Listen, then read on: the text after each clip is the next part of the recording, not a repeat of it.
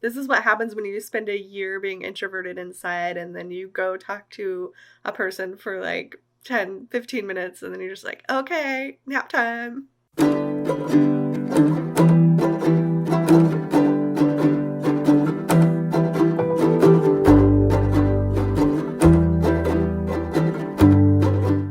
Good morning. As of today, as of me filming this, I have about 2 weeks until On a Dark Tide launches. When the video posts, it'll be closer to 1 week from launch. But right now I have about 15 days to try and get some more stuff done with this launch. Over the weekend, I got a coronavirus vaccine. I was prepared to feel poorly all weekend, so I kind of went into the weekend with taking Saturday and Sunday off. Turns out the vaccine was fine. I have a little arm soreness. I was tired, but other than that, it went great. But I still took the weekend to relax and get a lot of reading done and just kind of sit out in the sun. Ryan packaged up a bunch of books for me that are going out to the bookstagrammers that I contacted last week, and also to some family and some friends who helped out with the book. Went down to the post office early so I could try and beat the rush, or like I didn't want to be the person who's sending out 20 books and everyone's waiting behind her. There was no one there. I got really lucky. No one was at the post office but me and the postal workers. So those books are shipped out. Okay, so what is on deck for this week? One thing I want to do is to reach out to a handful of bookstores that I already have a relationship with because of my previous books. They are local bookstores, Oregon bookstores, small independent bookstores, and I want to let them know that I have a new book coming out. I don't have a lot of expectations about bookstores carrying this book. I know bookstores have limited space and limited stock, but I do want to let them know that it's available. Regardless of the end result of the thing, I think it's a good idea to reach out to the small network that I do have. So that's what I'm going to be working on this week. In addition, I have some metadata that I need to finesse. What is metadata? That is a very good question. Basically, I need to work on the book's description a little bit, finesse it a little bit for marketing purposes, and to make sure that the book is showing up in all the places that's supposed to be showing up. There is some additional stuff I need to add to Goodreads and some additional stuff I need to do on Amazon's website. So just kind of all that like technical behind the scenes stuff that I have to do as a self-published author, that I have to make sure the book is available and showing up in the right searches and that kind of thing. And I want to work on my silly little book trailer idea. What else do I want to do? I don't feel like this week is going to be very busy, but we'll see what happens. I think I'm just going to mainly be focused on last minute details, making sure all my ducks are in a row. I think everything is pretty much ready to go, but basically the book is coming out April 27th and everything is ready. Like if it came out April 27th and I didn't do anything else between now and then, the book would come out, it would be fine. I think it would be fine. Oh, the other thing that I want to do this week is actually start working on editing the prequel for this book. So On a Dark Tide is the first book, and then I have 2 more books planned after that. In addition, I have a prequel that I have written the first draft of, and I want to edit that and kind of use it as a freebie for my newsletter subscribers, that kind of thing, see what happens with that. So I'm going to print that out and read through it. Did I say out like a Canadian? I love Canada. I'm not from there. So I want to print that out. Now I don't even know what I sound like. Okay, so that's going to be my week. Bookstore outreach, technical metadata stuff, making sure I have all my ducks in a row and that we're ready to go for April 27th. Fun promotional book trailer stuff, getting some images ready, and then printing up the prequel and making a revision plan for that. So that should keep me busy. It's Tuesday, April 13th, and I am 14 days away from releasing On a Dark Tide. I didn't do a lot of vlogging yesterday because honestly, I didn't do a lot of work. I got the COVID vaccination this past weekend, and I don't know if I'm still feeling some fatigue from that, or if it's, you know, just anxiety, or if it's just the news about yet another Black man killed for no reason by police. I just was distracted yesterday and feeling kind of meh, and I'm still not feeling that great. So I'm not doing much today either. I'm working on some videos. We went and had some lunch and picked up some library books. I'm not really feeling very energetic right now or very enthusiastic about doing the things I need to do. I did discover today that the audiobook links are going live. The pre-order links for the audiobook are now live. So I'll put that all in the comments below. So that's good. That's exciting. Great news that the audiobook is going to be available for people who want to buy it before the release date. I wasn't sure that was going to happen, and it's happening. So yay. Yesterday, all I really did was drop off the books at the post office. And then I spent some time emailing a couple of bookstores that I have relationships with to let them know the book was coming out. I'm going to be dropping off some books at one of the bookstores later this week, so I'll talk about bookstores then. And yeah, that was basically it. I read, I walked the dog, I talked to my sister on the phone a little bit. I tried not to feel guilty for not doing very much. It's hard, you know, we're told to hustle, and then if we don't hustle, we're never going to make it, whatever making it means. And I think one benefit of being an indie author is deciding for yourself what success looks like. With On a Dark Tide, this first time publishing myself, my goal was to learn as much as I could, do the best that I could with the book and trying to get it out, and really just to see if I could do it. To see if indie publishing was something I wanted to continue doing in the future, if it was something that could even become a viable path for me. So far, I've really enjoyed the process of self-publishing. I've learned a ton. I know there's a lot more to learn and that I'm still very new at this, and I still feel very much like a beginner, but I've been having fun, and I think self-publishing is something I'm going to return to in the future. I know for certain that I'm going to be publishing the rest of the books in this series, at least, by myself under my own imprint. I have proven to myself that I can do it. I have been successful in the sense that I have created a book that people can buy. So I don't know about all the marketing stuff yet, but one thing at a time. So since we're here cozied up and chatting, and I don't really have any other plans for the afternoon, I thought now would be a good time to talk about why I decided to self-publish On a Dark Tide rather than publishing it through a traditional publisher. The decision to self-publish was a long time coming for me, and there's a lot of history, and we could be here all day if I talked about all of it, but I'll try to keep to the main points, to the main reasons why I decided to self-publish this book now at the point I am at in my career. One of the big reasons was actually just my own curiosity. Even before I started writing On a Dark Tide, when it was just a little fledgling idea, I was interested in the idea of self-publishing. I had been hearing about it at writers' conferences, hearing about it in writing podcasts. I was seeing these other authors starting to break down the gates traditional publishing had put up between books and readers, and I was just infinitely intrigued by the idea of being able to control the process of publishing, which, you know, makes me a control freak, sure, I'll admit it. But more than that, I was beginning to recognize opportunities for a sustainable career, for a career outside of traditional publishing, for a path forward that didn't involve people telling you, yes, you can do this, no, you can't do this, yes, you can write this, no, you can't write this. When I started writing On a Dark Tide, I had already published 2 books with HarperCollins, with an imprint of HarperCollins, and traditional publishing was just kind of becoming a little bit of a letdown for me. I had a lot of high expectations, and they didn't pan out. There are a lot of great and wonderful people working in traditional publishing, and a lot of great and wonderful things a traditional publisher can do to help launch a book. And I've been incredibly grateful with my first 2 books being launched by a large imprint, and I had a great editor and a really good team that helped get the books out to readers. My first book, Crooked River, was supported pretty well, and that's because I was a debut author and traditional publishing loves a clean slate. I also had a lot of independent bookstores come to bat for Crooked River, which was so fantastic. They loved the book, they put it on the Indie Next list, they hand sold it to customers, and the book did well because of them. And I am incredibly grateful for those bookstores. Crooked River was an Oregon Book Award finalist. It's sold in Germany, the Netherlands, France, Japan. There were a lot of opportunities that came about for me, opportunities that I wouldn't have had if I'd self-published the book. So I am glad that Crooked River was traditionally published, and I think it really helped kickstart my career. By my accounts, the book succeeded. It did well.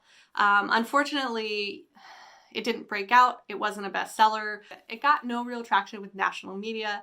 The first trade review that came out was terrible, and I'm not going to get into trade reviews in this video. To me, the book, Crooked River, was a success. But on paper, to a publisher who has employees to pay, bills to pay, expenses, and a whole company to run, it didn't do as well as they wanted it to, as they needed it to.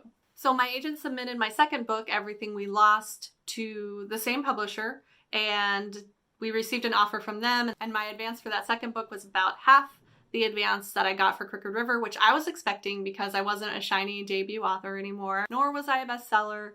There was no auction this time. There was an auction with Crooked River.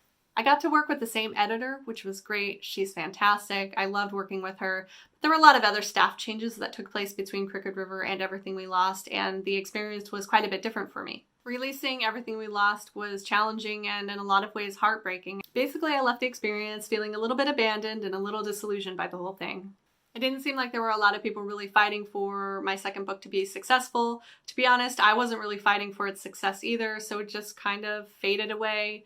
Here I was, 2 books traditionally published, feeling a dissonance because on one hand, I felt like I had succeeded in what I had set out to do. I was proud of the books. I'm still proud of both of the books. On the other hand, I knew on paper to the publisher that these books were both failures. 2 books, none of them were bestsellers, neither of them were breakouts, so I'm just kind of floating along. The books were selling to people here and there. They sold a little bit internationally, but not in the quantities that were of any interest to publishers, to major publishers. So it was around this time that I started writing On a Dark Tide, and I began to think about self-publishing a little bit more seriously. Traditional publishing has changed quite a bit over the years, and there's less support for mid-list authors. There's less time spent to grow an author's backlist and to kind of grow their readership and really support that slow growth model. There may be publishing houses that still do this, or authors who persevere in spite of the ups and downs, but for me, I was just kind of seeing a brick wall in front of me. I didn't know what was going to come next for me. So as I was writing On a Dark Tide, I started researching self-publishing just to see what it might be like, to see if it was something that was even feasible for me. Because I knew that with self-publishing, I didn't have to sell nearly as many books to build a sustainable career for myself. I'm not trying to pay a bunch of employees. I am trying to keep the lights on a little bit, but my lights are a little bit cheaper than New York City lights. So when I finished writing On a Dark Tide, I sent it over to my agent and I let her know that I was toying with the idea of self-publishing. She read it and said she wanted to try and sell it, so she started submitting it. We first submitted to the editor who had handled my first 2 books. She passed on it. So then we took the book out on a wider submission, and we kept kind of hearing the same feedback from editors, that they liked me, they liked my writing, they liked the book, but they couldn't figure out how to break it out or how to market it or how to relaunch my career. Basically what it came down to was that I had 2 books already. I was not a clean slate anymore. I was not a shiny new debut author. And the book that I was bringing them did not have that kind of breakout quality to it that they are looking for in books. They looked at whatever mysterious book reporting paperwork they have and decided I wasn't going to make them enough money to make it worth the risk to take me on. I get it. They're not a charity. They're running a business.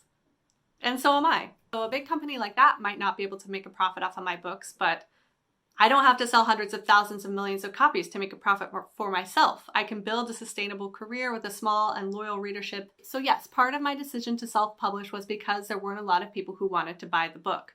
But we did get one offer. I could have published On a Dark Tide with a small press that's doing some really good work, especially in the mystery genre. But I turned down that offer because honestly, and I think that it needs to be said, that this offer was not a good offer. I know there's not a lot of transparency in this business, and it's awkward to talk about this and awkward to talk about money. It's awkward for me. I feel weird doing this, but I think that sometimes authors get offered contracts and they'll take whatever it is. They don't care. You know, they don't really think about what they're actually getting out of it or what they're not getting, and they just want a contract with the traditional publisher no matter what. And I wasn't at that place in my career. I might have been, 2 books earlier, but with On a Dark Tide, I was looking into self-publishing already. So first, the advance was pretty low. It was $3,000, and they wanted world rights. They wanted hardcover, paperback, digital, audiobook. They even wanted TV and film rights, which is something a lot of publishers don't ask for. They wanted everything. It was a rights grab, and the advance that they offered me was low. Too low for me to consider saying yes to giving them all the rights to my intellectual property. I gave a lot of rights to my prior publisher, who offered mid to high 5-figure advances for both of my books. And because it was HarperCollins that was publishing the book, HarperCollins was such a big platform and a big reach, it made sense to pass on those rights to them for the amount of money that I was getting in return. They could help me grow my platform, they could help me find readers in a way that I was not prepared to do at the time. But this small press that was offering to buy On a Dark Tide had a much smaller platform, a much smaller reach, and the advance was just not enough to justify giving up all of those rights. I wasn't really happy about this offer, but my agent and I talked about it and we were like, hey, let's try and negotiate this contract with them. Maybe we can come to some kind of agreement. Publishing a book yourself is a lot of work. There's a lot of behind the scenes stuff, and I love writing the most. And so if I could find a publisher that would do all the behind the scenes stuff so I could get back to writing, great. We went back to them and tried to negotiate, and we tried to negotiate to keep foreign rights and TV film rights, and they just flat out said no. So I came back and said, well then no, I'm not going to take this offer. I'm not going to sign this contract. Thank you. No, thank you. At that point, they wanted to negotiate, which I was done. Like if you don't make a good faith effort to negotiate, that's not the kind of business I want to work with. Plus, the other thing that happened was that Ryan sat down and crunched some numbers. Oh, you gotta love a man who crunches numbers. And he came back, he's like, let me show you this graph. And he was like, here's the average royalties that you would get from self-publishing, give or take. And here's what the publishing contract was offering me. And the graph of like how much I would make based on how many books I sold was quite a bit different. And him showing me that I didn't need to sell that many books to make the $3,000 that they were offering. I mean, it was still a significant amount of books that I need to sell, but not out of reach for me. Like yeah, I could do this. I could sell, a couple hundred books by myself. And the more copies I sell, the more money I make, the more money that's coming back to me as a self-publisher. So there's no guarantee I'll sell enough books to make this $3,000. There's no guarantee I'll sell enough books to make this make sense. But it seemed like at this point, everything was like pointing in the direction for me to try this. The other option would be to throw this book away and write a new book and hope that a publisher wanted it and hope that an editor said yes and hope that they offered enough money for me to feel like it was worth giving up my rights for.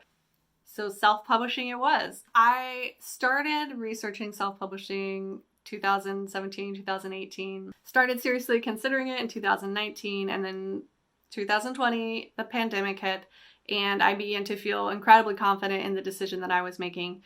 I liked the idea of not having all my eggs in one traditional publishing basket and, relying on one company, one large conglomerate to provide your income. I like the idea of having multiple streams of income, of having the flexibility to make marketing decisions, to make pricing choices, to offer discounts, to reach readers in a way that was faster than the traditional publishing calendar. So that's the short version. Like I said, there are a lot of layers to this and a lot of other things that went into play, and it was a long build to this point. So far, I'm finding that I'm enjoying the freedom of self-publishing and the idea that I don't have to wait for permission, that I'm kind of in control of my future and these books, and that the only thing standing in the way of me delivering books to my readers is myself and also time and the energy I have to write and edit and all that good stuff. There are obviously things that are harder with self-publishing. Visibility, for one. There's a lot of books out there, a lot of books being published, and it's hard to have yours rise above the rest, and it's hard to get people to read a new book. I have only really my own reach, and then hopefully people will read the book and like it and then spread the word and help me get the word out to other readers. I'm doing a lot of the behind the scenes stuff myself, like the formatting and the cover design, and that's a lot of work, and that takes away from writing time. Financially, it's a little bit different because I don't have the security of the advance that's coming in from the publisher. It's, I get paid whenever the books sell, and if the books don't sell, I don't get paid. Then there's the stigma, which there's still a little bit of stigma around self-publishing, less so these days, thankfully. I think readers are coming to understand that they can find a lot of good stories from self-publishing authors, from indie authors, but there are still a lot of traditional spaces that look down on self-published books, a lot of awards and a lot of several bestseller lists and that kind of thing that don't even look at self-published books as being legitimate books. So there's that. Plus there's my own psychological stigma that I have built up in my mind too, of what I thought my career would look like and where I'm at now and expectations and Just this idea that this book was rejected and so it must not be good enough. But if it was good enough, another publisher would have bought it. There would have been another auction, but that's not the entire truth. There are a lot of factors that come into play with book sales and with traditional publishing, and so many things that have nothing to do with the book's quality that come into play when an editor or a marketing team or publisher is deciding whether or not to make an offer on a book. So let me try and wrap this up before this video turns into an hour-long diatribe. There's a lot to unpack about a writer's decision to self-publish. This really only scratches the surface for me. I do think that in the future, there will be opportunities for me to submit future books to traditional publishers, books that I think would work well or work better in that sphere. My agent and I are still working together. She wants to see future projects from me. She's kind of behind the scenes right now. She's taken a step back. She's just watching, encouraging me. But here's the thing, is that now I feel like I have options. Like I don't feel like I'm staring at that brick wall anymore. I mean, it's still there, but I've like chipped a little circle. I'm kind of peering through it. And I like what I see. I don't feel like in the future, if I submit books to a traditional publisher, I don't have that pressure of having to say yes to whatever offer just because it's an offer. I don't have to wait months or years to publish a book that's ready to go. I can develop a more intimate and lasting relationship with readers who like my books. And that's empowering. That feels like an optimistic future to me. Regardless of what happens with the actual sales, with the actual profit of this indie publishing business that I'm embarking on, it has been a successful endeavor. By the small fact that it has gotten me excited about my career again, and excited about being a writer, and excited about the future stories that I'm going to tell, because I don't have to wait for permission anymore. I can just write books. That is the best feeling in the world. It's Wednesday morning, midway through the week already. I can't believe it. I feel like this week has gotten away from me. I'm feeling better this morning. Yesterday I printed out the first draft of a prequel that I'm going to be editing and working on. And I started reading through it this morning and making notes, and there's some good stuff in here even though it's draft one, and that's always a good feeling for me. Sometimes when I read through first drafts, I'm just frustrated with how terrible it is, but there's some good stuff in there, so I'm looking forward to getting back into it and doing some revisions. And it feels good to be working again on writing. That is my first love. It will always be the priority for me, so it feels good to be launching a book but then also working on a new project. For the rest of the morning, I'm going to work on getting a little bit organized with some of the metadata. So metadata is like the description of the book, the price of the book, the links to the book, just kind of all the stuff that goes on behind the scenes on these websites that pulls information about the book. It also includes subject codes, like where the books would be found in libraries or where it might be ranking on Amazon. So my book is mystery, fiction, police procedural, women sleuths, female protagonists, that kind of stuff. It is good stuff to do to make sure that the book is being found and discovered when people are searching for it, and to make sure bookstores are finding it, to make sure it's ranking correctly, or however those algorithms work. The other kind of technical thing I'm going to be doing is I'm going to be coming up with a document for Ryan so that he can update my website with some links for the audiobook pre-order and some other kind of stuff like that. So really fun and exciting things this morning.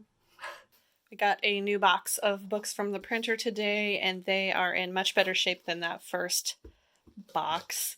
These are the ones that I'm going to take down to Broadway Books to sell, and also selling to some family and friends some signed editions. So I'm fairly happy with how these turned out. So I'm glad that's not going to continue to be a constant problem anyway.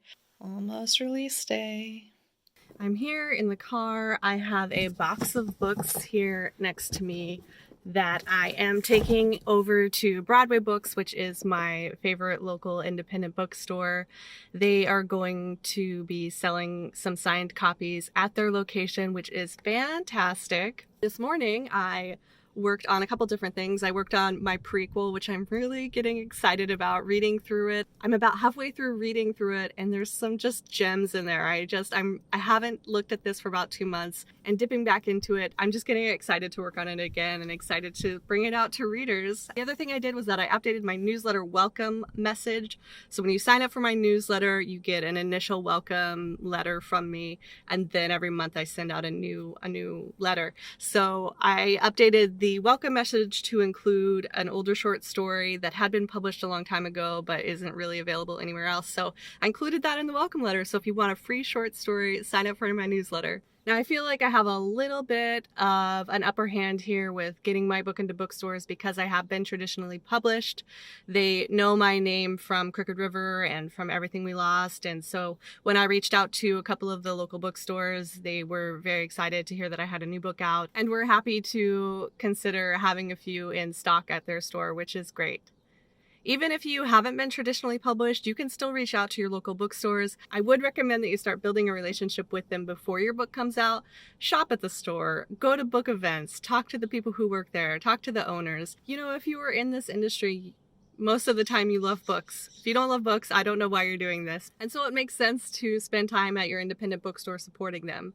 And then when the book is done and you have a quality product, you can call them up and be like, hey, I have this book. I think you might be interested. I think your customers might be interested. And, you know, hopefully they'll carry the book for a while. Maybe not, you know, months and months, but at least for the first couple weeks when it comes out, and you can sign copies and there'll be signed copies at the store. I've reached out to a couple Central Oregon bookstores as well who had supported Crooked River and Everything We Lost, and I heard back from one of them today, and they're going to be carrying the book over there as well. I also want to reach out to some bookstores in Washington because that's where the book's set. So kind of like find your audience, right? So don't go to a bookstore that sells only mysteries and you write romance. Like, try and target that market. And I don't always have success with bookstores. Even when I was traditionally published, I would sometimes go into smaller bookstores, like when we were on vacation at the coast and stuff, and I would look for my book and it wouldn't be there. And that was always such a disappointment, but bookstores can't carry every single book that's ever been printed. The worst experience I had at a bookstore was right after Crooked River came out. It must have been around for about 6 months. It was probably around the time that the paperback was about to come out, and I went into a bookstore, not locally. I'm not going to name the bookstore because it's not important.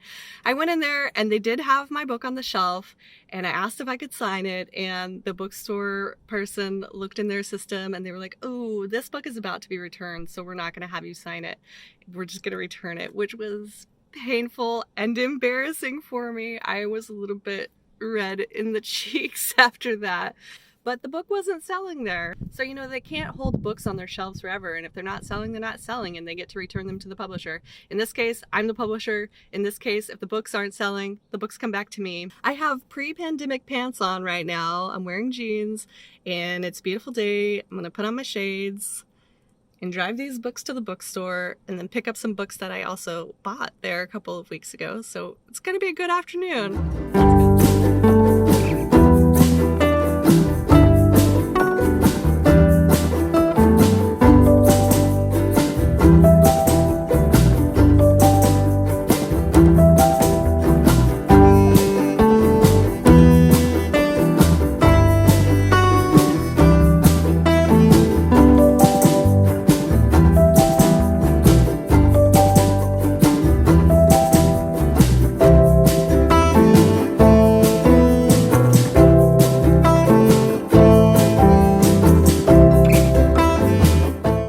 Filming on your phone in your car is weird. There's people walking by. Somebody was just talking next to my car. Books delivered. They are on the table at Broadway Books. Autographed copies ready to go 2 weeks before release date. I'm kind of giving them a little special pre-release date sale. And I'm basically directing everybody who wants physical copies to the bookstores that I love. Broadway Books, Paulina Springs, Sun River Books if you're in Central Oregon. That's a great place. Also, while I was there, I picked up the books that I bought. Blood Orange. This is for my book club. Fresh Brewed Murder, which is a cozy mystery by another local Portland author. This is an autographed copy. I'm really excited about both of these. Books are going out to people. That's exciting. This is what happens when I leave the house. He gets very excited. Tears into his stuffies.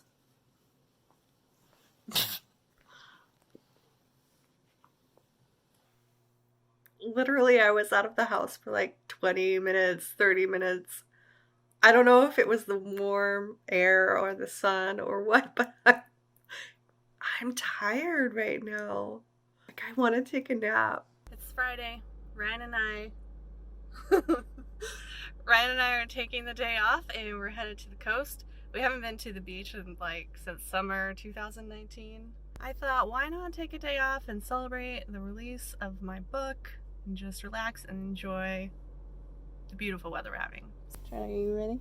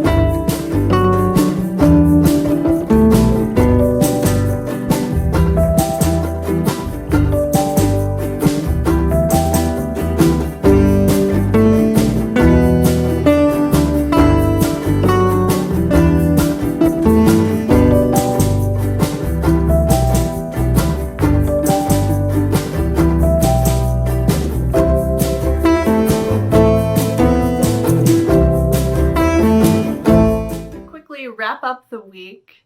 I worked on the book trailer this week and I'm going to be posting that Friday. It turned out pretty cute. I'm excited to share it. Hopefully you guys get a kick out of it. So that'll be posting on Friday, so watch for that. And then again, I just wanted to do 3 takeaways from my low-key book launch this week. The first takeaway is that it's okay to be nervous. That's normal. Launching a book is a big endeavor, especially stepping out if you're self-publishing for the first time, or even if you're launching with a traditional publisher. There's going to be some fear and anxiety that comes with it because you're doing this risky thing. You're taking the work that you've worked hard on, this novel that you've worked so hard on, and you're putting it out into the world and you're asking people to comment on it and read it and have thoughts and feelings. One thing about publishing is that once you put the book out into the world, it kind of stops being the author's book and becomes the reader's book, and that can be a scary place to be. So it's okay to be nervous. It's also okay to be excited and to kind of roll with those feelings. Whatever you're feeling, those feelings are valid. The second takeaway this week for myself was to stop, pause, try and remember to celebrate small victories or big victories. This week, as I was putting some finishing touches on everything, I took a moment to just kind of be proud of the work that I had done to get this far, to be proud of having a book ready when I said I wanted it to be ready, and everything is pretty much ready to go, and kind of taking time to step back and say, hey, look, you did this thing, you set this goal, you made this goal. Take a moment and just reflect on that and just be proud of the work that you've done. The third and final takeaway for me this week was to remember to take breaks when you need it. I set myself a long deadline for the pre-order of this book so that I would have time to figure out what I was doing and allow time for mistakes or hiccups or bumps in the road. This past week, I didn't have a whole lot that I needed to get done, and so I was able to just take a very much needed break. We went to the beach. It was fantastic. There will always be something else to do, something else to try, some other way to push a book or a new book to start writing, but it's important to try, I think, to try and have balance in this life, to try and balance work with play, with relationships, to try and balance, your creative life with your real life. And so take a break. If that's what you need, go ahead. I give you permission. Go to the beach, go to the mountains, go sit outside in the backyard, take a walk. Do something that has nothing to do at all with work. So that's it for week 2 of my low-key book launch. As you're watching this video, we are about 2 weeks away from the release of the book. So if you have any questions about what I'm doing, if you have any questions about traditional publishing, self-publishing, how to launch a book, leave it in the comments, shoot me an email. I'll do my best to answer them. Hopefully you're enjoying these videos and I'm enjoying sharing the process with you, and I will see you Friday with the book trailer, and then I'll see you again next week. Thanks for watching.